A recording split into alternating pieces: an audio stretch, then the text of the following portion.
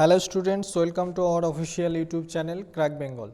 দেখো, আরআরবি তোমাদের জন্য একটা নতুন নোটিফিকেশান এনেছে, যেটা হচ্ছে আরআরবি টেকনিশিয়ান 2026। আরআরবি ধারাধার নোটিফিকেশান রিলিজ করছে। মানে কীরকম বলবো, তোমার 2024 সালের গ্রুপ ডি রেজাল্ট পাবলিশ করে দিয়েছে অলরেডি। 2025 সালের গ্রুপ ডি যে এক্সাম হবে তারও ডেট পাবলিশ করে দিয়েছে। আগামী 3 আগস্ট থেকে এক্সাম শুরু হবে, 21 আগস্ট পর্যন্ত চলবে।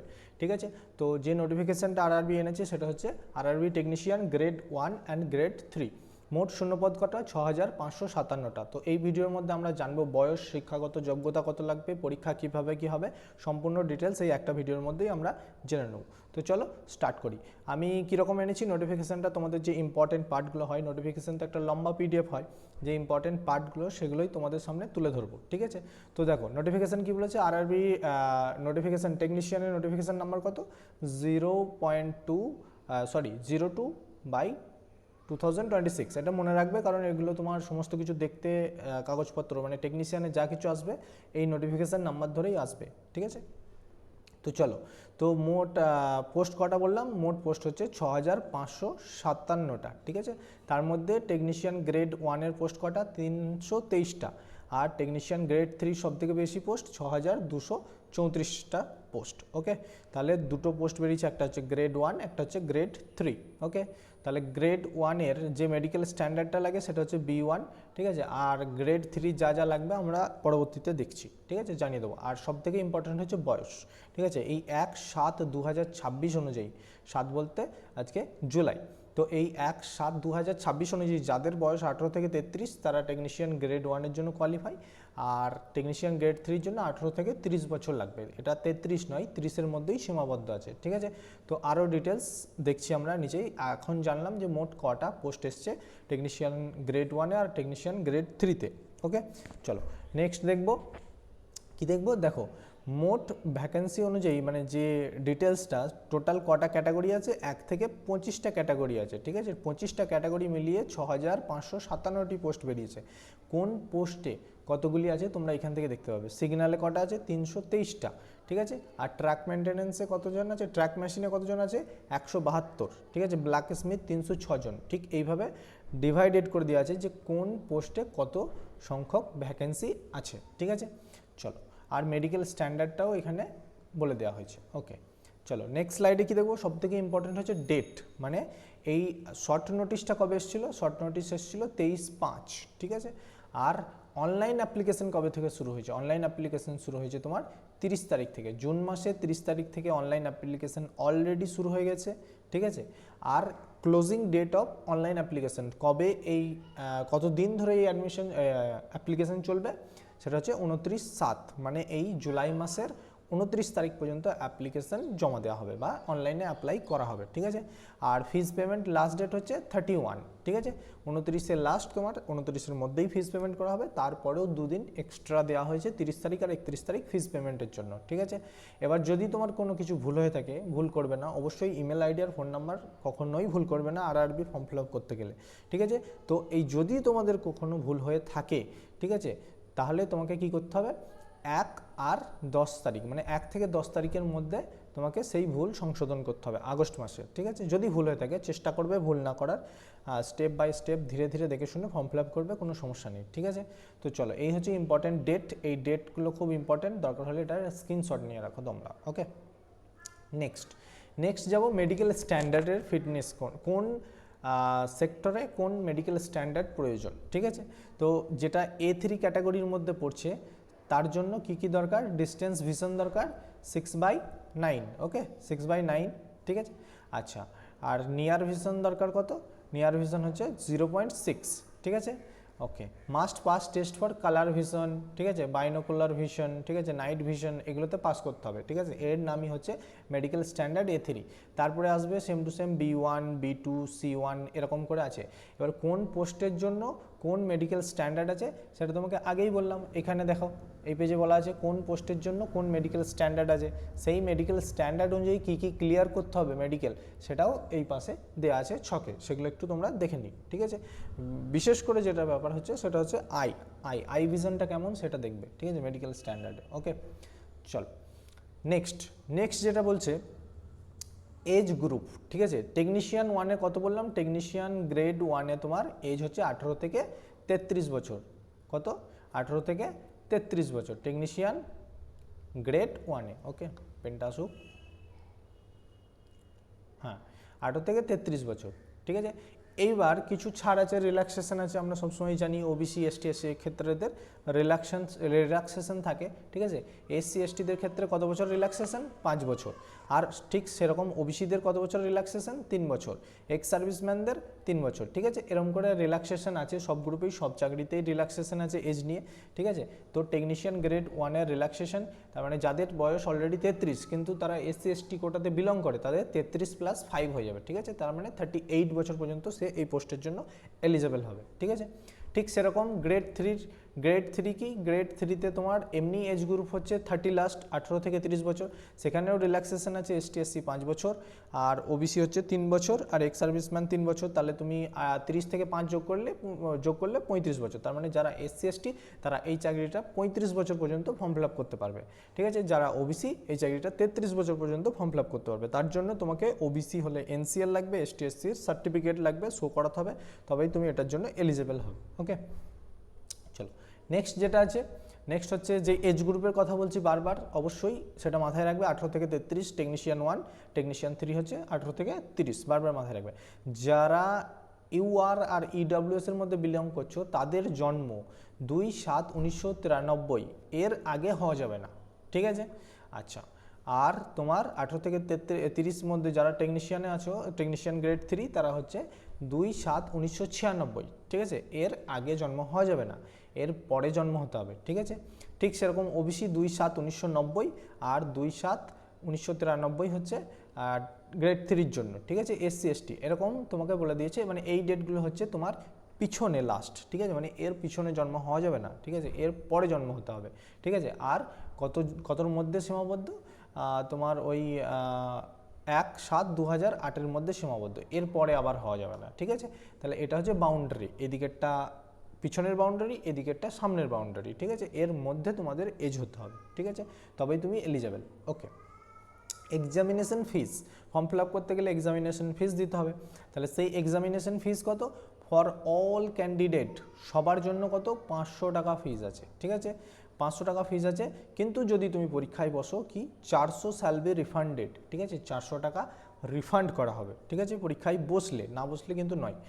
এবার কিছু ব্যতিক্রম আছে, যেমন SC ST, ex serviceman, female, ঠিক আছে, ট্রান্সজেন্ডার, এদের ক্ষেত্রে ফিস কত? 250, 250 টাকা ফিস হচ্ছে এই ক্যাটাগরির জন্য, ঠিক আছে। ওকে, চল নেক্সট হচ্ছে এক্সামিনেশন ফিস বললাম। এবার নেক্সট আসবো যে পরীক্ষার প্যাটার্ন, ঠিক আছে। পরীক্ষার প্যাটার্ন ফার্স্ট হচ্ছে তোমার সিবিটি হবে, ঠিক আছে। সিবিটি হবে কম্পিউটার বেসড টেস্ট, কম্পিউটারে টেস্ট হবে, যেমন রেলের প্রতিটা এক্সাম সিবিটিতেই হয়। তো কম্পিউটার কন্ডাক্ট করে, বিভিন্ন সেন্টারে গিয়ে পরীক্ষা দিতে হয়, তার নামই সিবিটি, কম্পিউটার বেসড টেস্ট, ঠিক আছে। তো প্রথমে সিবিটি হবে, ওকে। তো এই সিবিটি হবে টোটাল তোমার কত? 90 মার্কসের, আর টোটাল কোশ্চেন থাকবে কত? 100টা কোশ্চেন থাকবে, আর সরি টোটাল ডিউরেশন মানে টাইম থাকবে 90 মিনিট, আর টোটাল কোশ্চেন থাকবে 100 মার্কস, ওকে। আচ্ছা, নেগেটিভ আছে 1/3, ঠিক আছে, 3টে ভুল করলে 1 মাইনাস, ওকে। তারপরে তোমার কি হবে? নর্মালাইজেশন হবে, যেটা রেলে হয় বরাবরই, ঠিক আছে। এবার দেখো এই চাকরির ক্ষেত্রে টেকনিশিয়ান গ্রেড 1 বা গ্রেড 3 যাই হোক, এই চাকরির ক্ষেত্রে কি আছে? তোমার একটা মিনিমাম পার্সেন্টেজ অফ কোয়ালিফিকেশান আছে, মানে মিনিমাম জেনারেলদেরকে 40% নাম্বার পেলে তারা সিবিটি 1-এ কোয়ালিফাই করবে, ঠিক আছে। ইডব্লিউএসদেরও 40%, ওবিসিদের 30%, ঠিক আছে, এসসি 30%, এসটি 25%। এটা হচ্ছে তোমার একটা বাউন্ডারি, কোয়ালিফিকেশনের বাউন্ডারি, ঠিক আছে। মানে তুমি মিনিমাম এই পার্সেন্টেজ মার্কসটা পেতে হবে, তবে তুমি পাস করবে এই পরীক্ষাটার জন্য, ওকে। এবার দেখো, এবার হচ্ছে টেকনিশিয়ান গ্রেড 1, ভালো করে দেখবে। টেকনিশিয়ান গ্রেড 1-এর প্যাটার্ন কি পরীক্ষার সিলেবাস প্যাটার্ন, ঠিক আছে। এখানে হবে তোমার 100 মার্কসের কোশ্চেন টোটাল বললাম, আর মার্কসও হবে 100, মানে পার কোশ্চেন 1 মার্কস করে। এবার কি কি থাকবে? জেনারেল অ্যাওয়ারনেস থাকবে 10 number, general intelligence and reasoning থাকবে 15 number, basic computer and application থাকবে 20 মার্কস, ম্যাথমেটিক্স থাকবে 20 marks, basic science and engineering থাকবে 35 মার্কস, ঠিক আছে। তাহলে ইম্পর্টেন্ট হচ্ছে এই তিনটে পার্ট সব থেকে ইম্পর্টেন্ট টেকনিশিয়ান গ্রেড 1-এর জন্য, ওকে। ঠিক যেরকম টেকনিশিয়ান গ্রেড 1 বুঝলাম, সেরকমভাবেই টেকনিশিয়ান গ্রেড 3 বুঝবো, যার পোস্ট অনেক বেশি। ঠিক আছে, টেকনিশিয়ান গ্রেড 3তেও তোমার 90 মিনিটসের এক্সাম হবে, 100 মার্কসের হবে, 1/3 নেগেটিভ থাকবে, 3টে ভুল অ্যাটেন্ড করলে 1 নাম্বার মাইনাস যাবে। ঠিক আছে, আর এটাও নর্মালাইজেশন থাকবে, আর এটারও একটা মিনিমাম কোয়ালিফিকেশান আছে, মিনিমাম এলিজিবিলিটি আছে, যেটা হচ্ছে 40% পেলে পাস ইডাব্লিউএস আর জেনারেল। ওবিসিদের ক্ষেত্রে 30%, এসসি 30%, এসটি 25%। ঠিক আছে, এগুলো হচ্ছে তোমার মিনিমাম কোয়ালিফিকেশান মার্কস। ওকে, আর এদের ক্ষেত্রেও হচ্ছে তোমার 100 মার্কসের কোয়েশ্চেন আর 100ই মার্কস। ঠিক আছে, তো এদের সাবজেক্টটা কি দেখে নিই। এদের হচ্ছে ম্যাথমেটিক্স 25, রিজনিং 25, জেনারেল সায়েন্স 40 আর জেনারেল অ্যাওয়ারনেস 10। ঠিক আছে, তুমি বেসিক্যালি ভেবে দেখো, টেকনিশিয়ান গ্রেড 1এও আমরা সায়েন্সের গুরুত্ব পেলাম, টেকনিশিয়ান গ্রেড 3তে সায়েন্সের অনেক বেশি গুরুত্ব আছে। তাই সায়েন্স ছাড়া রেলটা কিন্তু ধীরে ধীরে ইম্পসিবল হয়ে যাচ্ছে। তো এনটিপিসিতে যত সম্ভব আর্টস সেকশনগুলো আছে, হিস্ট্রি, জিওগ্রাফি, বাট ধীরে ধীরে সায়েন্সের দিকে ট্রান্সফার করছে। তো rail without science impossible. Math reasoning তো ইম্পর্টেন্ট অলরেডি আগে থেকেই, তো সায়েন্সটার উপরেও গুরুত্ব দিয়ে পড়াশোনা করতে হবে তোমাদেরকে। ঠিক আছে, তাহলে এখানে সব থেকে মোস্ট নাম্বার কোনখান থেকে পাচ্ছি আমরা? ম্যাথ, রিজনিং আর সায়েন্স, এই 3টে পার্ট হচ্ছে কোয়ালিফাই করার জন্য একদম বেস্ট টার্গেট। ওকে, তাহলে গ্রেড 1 আর গ্রেড 3 বুঝলাম।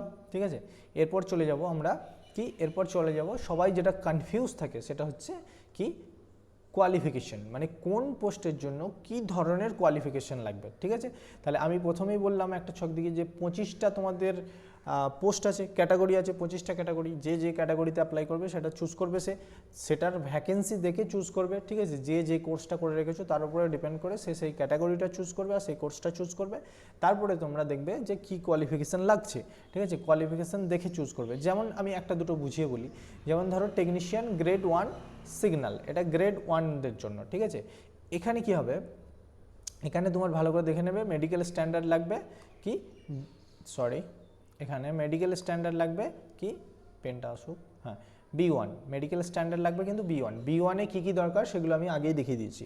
ঠিক আছে, তাহলে এই পোস্টটার জন্য B1 মেডিকেল স্ট্যান্ডার্ড লাগবে। ঠিক আছে, আর কি লাগবে, সব থেকে ব্যাপার হচ্ছে কোয়ালিফিকেশান এ কি বলেছে, bachelor of science in physics, electronics, computer science, information technology.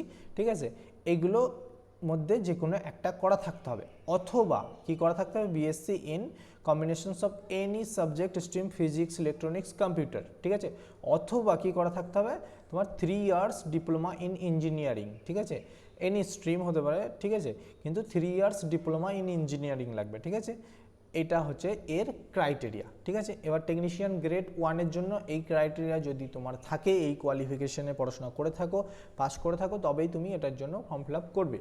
ঠিক আছে, ঠিক সেরকম টেকনিশিয়ান গ্রেড 3 ট্রাক মেশিন, এটার জন্য দেখো, এটার জন্য মেডিকেল স্ট্যান্ডার্ড লাগবে A3। ওকে, তো এটার জন্য কি লাগে দেখো, এখানে তুমি বুঝবে ম্যাট্রিকুলেশন মানে মাধ্যমিক লাগবে। ঠিক আছে, আর সাথে কি লাগবে, ITI লাগবে, NCVT বা SCVT থেকে করা, কোন ট্রেডে, ফিটার বা ইলেকট্রিশিয়ান বা ইলেকট্রনিক্স মেকানিক্স। ঠিক আছে, ইনস্ট্রুমেন্ট মেকানিক্স বা মেট্রোটনিক্স, হ্যাঁ মেকানিক ডিজেল। ঠিক আছে, mechanic motor vehicle, welder, machinist. ঠিক আছে, অথবা ম্যাট্রিকুলেশনস লাগবে, আর তার সঙ্গে অ্যাপ্রেন্টিস ট্রেড করা থাকতে হবে। মানে বুঝতে পারলে, এখানে তোমার বেসিক্যালি লাগবে মাধ্যমিক পাস, তার সঙ্গে ITI।